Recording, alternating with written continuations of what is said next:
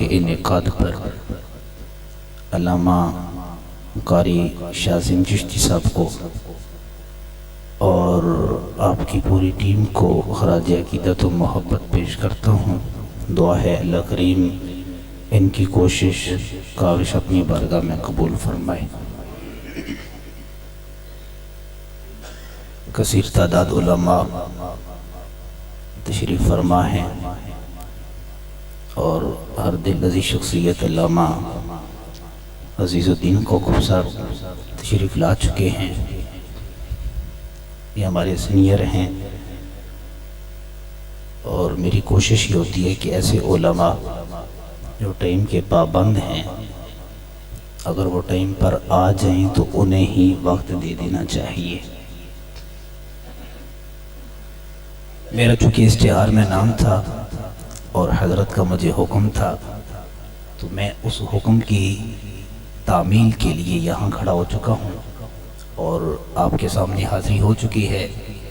صرف 2 سے 3 آیات کا ترجمہ آپ کی نظر کروں گا اور اس کے بعد انشاءاللہ 15 منٹ نہیں 10 منٹ کے اندر اندر حضرت صاحب سے ہم انشاءاللہ خطاب سنیں گے۔ ٹھیک ہے جی؟ آپ ان کے لیے آئے ہوئے اور ان کو سننے کے لیے آئے ہیں تو بیچ میں حائل ہونا مقصد نہیں ہے۔ ہر بندہ آج کے اس دور میں تنگ دستی کا شکار ہے۔ جس بندے کو کھولا جائے تو وہ اندر سے دکھا ہوا ہے، دکھا ہوا، وہ کسی طبقے سے لے لے، نیچے سے نیچے اوپر تک سارے کے سارے لوگ جو ہے نا وہ کہتے ہیں جی بہت حالات خراب ہیں۔ سوال یہ پیدا ہوتا ہے کہ محافل ہو رہی ہیں، نمازیں بھی ہو رہی ہیں، سال کے بعد حج بھی ہو رہے ہیں، زکاتیں بھی دی جا رہی ہیں، اللہ کی صدائیں بھی بلند ہو رہی ہیں، تو پھر لوگ رزق کی وجہ سے پریشان کیوں نظر آتے ہیں؟ ہماری پریشانی کا بنیادی جو سبب ہے وہ کیا ہے؟ لمبی چوڑی تقریر نہیں، صرف قرآن کی آیات کا ترجمہ۔ کوئی بھی مشکل جب آتی ہے، تکلیف جب آتی ہے، آزمائش جب آتی ہے، اس کا ایک سبب تو ہمارے اعمال بھی ہوتے ہیں۔ قرآن نے 25ویں پارے میں کہا وَمَا أَصْوَابَكُم مِّن مُّصِيبَةٍ فَبِمَا كَسَبَتْ أَيْدِيكُمْ۔ یہ مصیبتیں، یہ آزمائشیں ایسے نہیں آتی، اس کے پیچھے ہمارے ہاتھوں کا کردار ہے، ہماری زندگی کا کردار ہے، ہمارے معاملات ہیں۔ تب تک کوئی قوم بھی رسوا نہیں ہو سکتی جب تک کوئی قوم کسی لیڈر کو اپنا لیڈر صحیح معنوں میں سمجھ کر اس کی راہوں پر چلتی رہے۔ جب لیڈر کسی اور کو مانا جائے، راہ کسی اور کی اختیار کی جائے، نام کسی اور کا لیا جائے، گیت کسی اور کے گائے جائیں، تو پھر ترقی کی طرف نہیں جا سکتے، پھر آسانی کی طرف نہیں جا سکتے، پھر مشکل راہ پر آپ خود اپنا انتخاب کرتے ہیں۔ سو جس لیڈر کا کلمہ پڑا ہے، اب وہ راہ مشکل ہے یا آسان ہے، اسی راہ پر چلیں گے تو جنت آپ کا مقدر بن جائے گی۔ بھائی قرآن سنیے گا، وَمَنْ أَعْرَضَ عَنْ ذِكْرِي، اللہ کہتا ہے جس نے ہمارے ذکر سے اعراض کیا۔ 16واں پارہ ہے، سورہ طٰہٰ ہے۔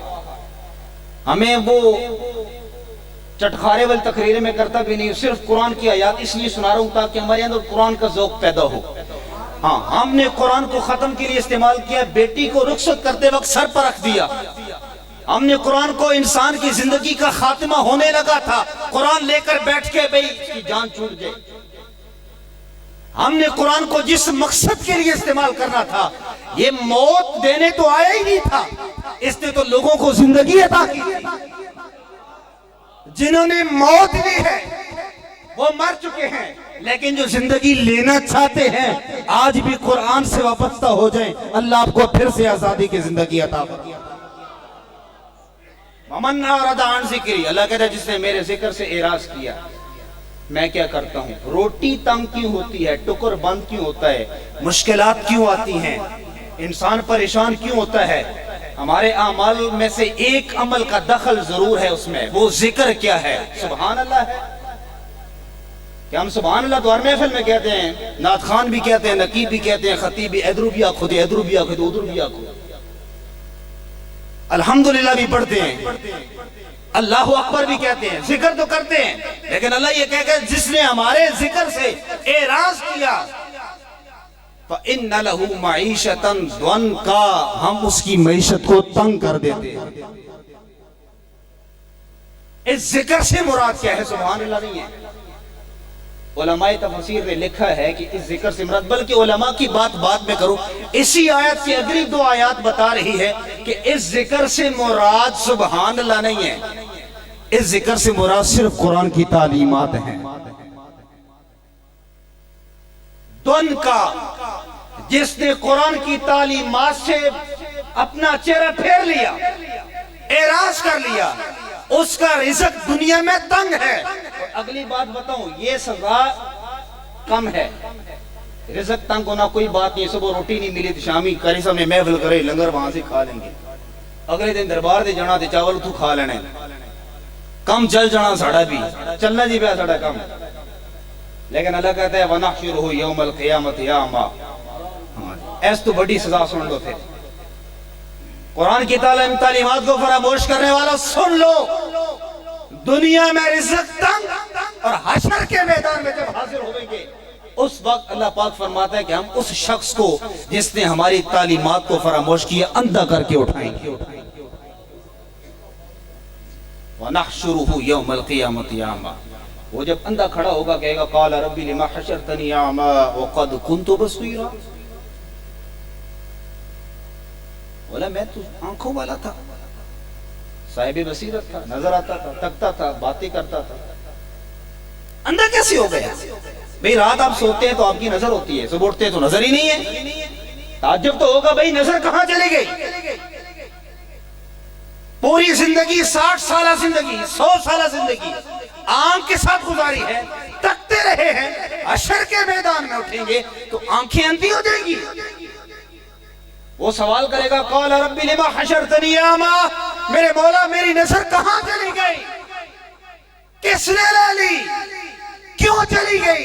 آواز آئے گی قَالَ كَذَلِكَ أَتَتْكَ آيَاتُنَا فَنَسِيتَهَا وَكَذَلِكَ الْيَوْمَ تُنْسَى، تم نے ہماری ایک آیت کو فراموش نہیں کیا، 6666 آیات کو تم نے فراموش کر دیا۔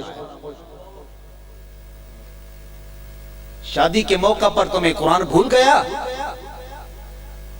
عقیقے کے موقع پر تمہیں قرآن بھول گیا، کثرت دولت کی وجہ سے تمہیں قرآن بھول گیا، بیٹی کا حق دیتے وقت تمہیں قرآن بھول گیا، بہن کے حقوق دیتے وقت تمہیں قرآن بھول گیا، اپنا حق لیتے وقت تو قرآن سب سناتے رہے، کسی کا حق دیتے وقت قرآن بھول گیا۔ اللہ کہتا ہے جس نے یہ کیا، دنیا کی سزا یہ ہے کہ روٹی تنگ، اور آخرت کی سزا یہ ہے کہ اس کی آنکھوں کو ہم اندھا کر دیں گے۔ یہ ذہن میں بٹھا لیں، قرآن کو صرف برکت کے لیے پڑھنا چاہیے، مگر کوشش کریں کہ قرآن کو ترجمے کے ساتھ پڑھا کریں، کوشش کریں گے انشاءاللہ۔ ساڑھی تقریر ہے ہی ہونی، میں 5-10 منٹ بیٹھ سے تقریر، یہ تقریر صرف یہ کہ ایک بندہ یہ عزم کر لے کہ فجر کی نماز کے بعد کم از کم یار ایک رکوع نہیں کرتے، 3 آیات تو ترجمے کے ساتھ پڑھ لیں یار۔ یہ قاری صاحب آپ کے لیے کوشش کرتے ہیں، ہم تو لاکھوں روپے نعت خانوں پر بہا دیتے ہیں، ان لوگوں کو دیں جو ہمارے بچوں کو تیار کرتے ہیں، انہیں قرآن کی تعلیمات سے روشناس کرتے ہیں، جنہیں چلنا سکھاتے ہیں، بولنا سکھاتے ہیں۔ کبھی غور کریں کہ قرآن کی تعلیم ہے کیا؟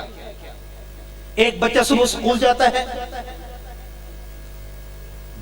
نہاتا ہے، غسل کرتا ہے، ماں اس کے سر پر تیل لگاتی ہے، اس کو کنگھی کرتی ہے، اس کی پشت پر 10 کلو کا بیگ ہے، آج تو میرے خیال میں زیادہ بھی ہو سکتا ہے، کم نہیں ہے، اگر وہ 10 کلو کا ہے تو وہ 10,000 کا ہوگا کم از کم۔ ایسا ہی ہے، وہ بچہ جب سکول جا رہا ہوتا ہے، وہ 10 کلو والا بیگ اس کی پشت پر ہوتا ہے، سکول سے واپس پلٹ کر آتا ہے، اپنا بیگ اتارتا ہے، پینٹ اتارتا ہے، کپڑے پہنتا ہے، شاید وہ وضو بھی نہ کرتا ہو، 20 روپے والا نورانی قاعدہ اٹھا کر پشت پر نہیں سینے پر لگا کر مسجد چلا جاتا ہے۔ وہ 10 کلو والا بیگ اس کی نظر میں کوئی معنی نہیں رکھتا تھا. 10,000 روپے کا بیگ اس کی نظر میں کوئی معنی نہیں رکھتا تھا. اس نے اٹھا کر پشت پر رکھ دیا. 20 روپے کا نورانی قاعدہ سینے پر لگا کر مسجد جا رہا ہے. اے بچے یہ کیا ہے؟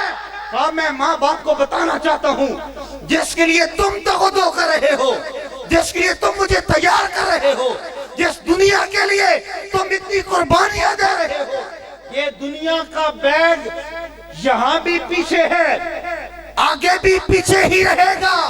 اور جو قاعدہ میرے سینے سے لگایا ہے یہاں بھی بلند کرنے والا ہے, آگے بھی بلند کرنے والا ہے. ہاں اللہ اکبر.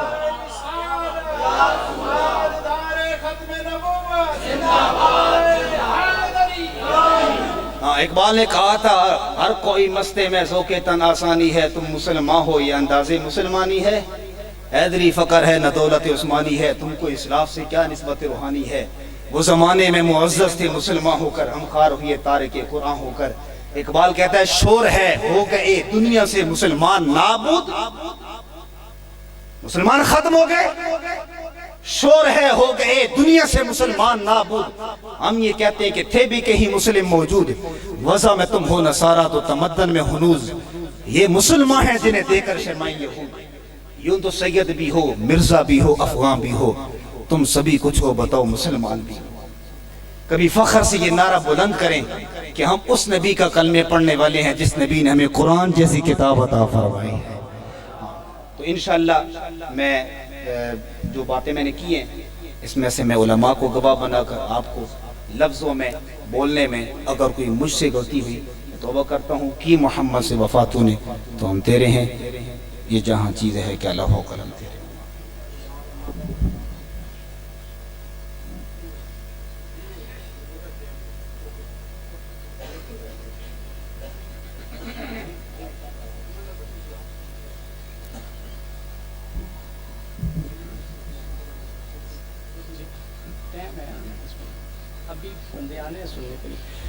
تسی آئے تے کھڑ پیاں بہاراں یا رسول اللہ,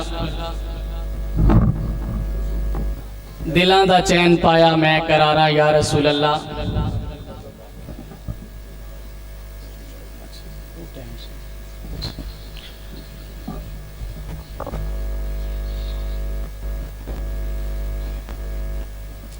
نعرہ تکبیر,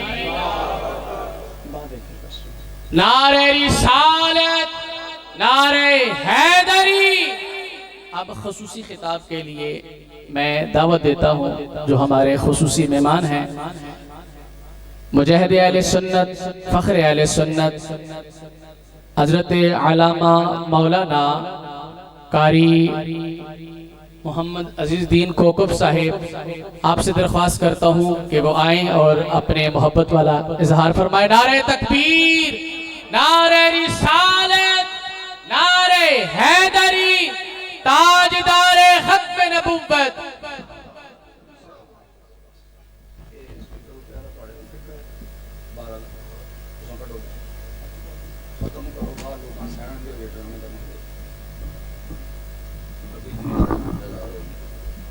بس جنہیں کسی کہا گیا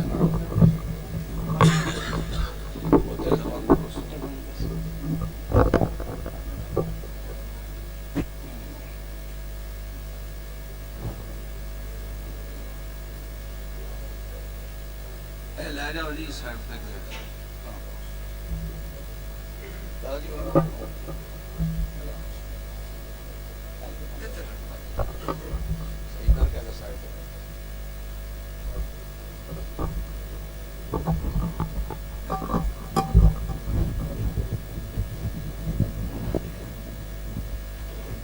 تھوڑا تھوڑا گیا ہو.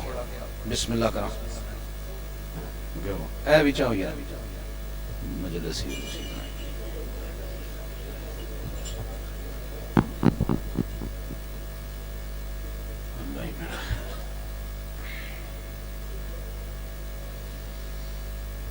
الحمدللہ رب العالمین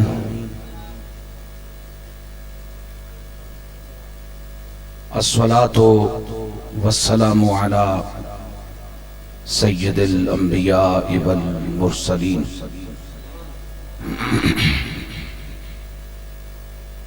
وعلى آلہ واصحابہ وأہل بیتہ وعترتہ اجمعین.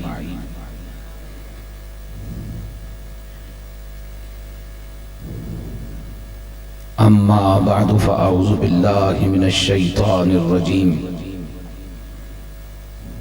بسم اللہ الرحمن الرحیم. الا بذکر اللہ تطمئن القلوب. صدق اللہ مولانا العظیم وبلغنا رسولہ النبی الکریم. شوق توجہ اور ادب سے عرض کر لیجئے الصلاۃ والسلام علیک یا رسول اللہ. الصلاۃ والسلام علیک یا حبیب اللہ. الصلاۃ والسلام علیک یا رحمت للعالمین وعلی آلک واصحابک واہل بیتک وازواجک یا خاتم النبیین. الصلاۃ والسلام علیک یا امام القبلتین وعلی آلک واصحابک واہل بیتک وازواجک یا جد الحسنین.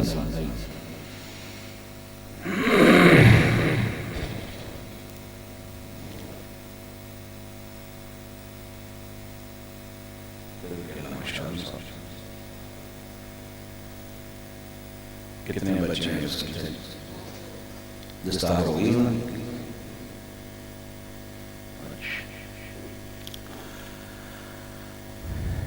اس مرکز اہل سنت اللہ کے گھر سے متصل قائم دارالعلوم میں میزبان محترم عزیز القدر علامہ محمد شاہ بن چشتی، مسجد انتظامیہ اور جمیع اہل ایمان کی محبتوں، کوششوں اور تعاون کے نتیجے میں دو خوش نصیب میرے بیٹوں نے حفظ قرآن کی سعادت حاصل کی.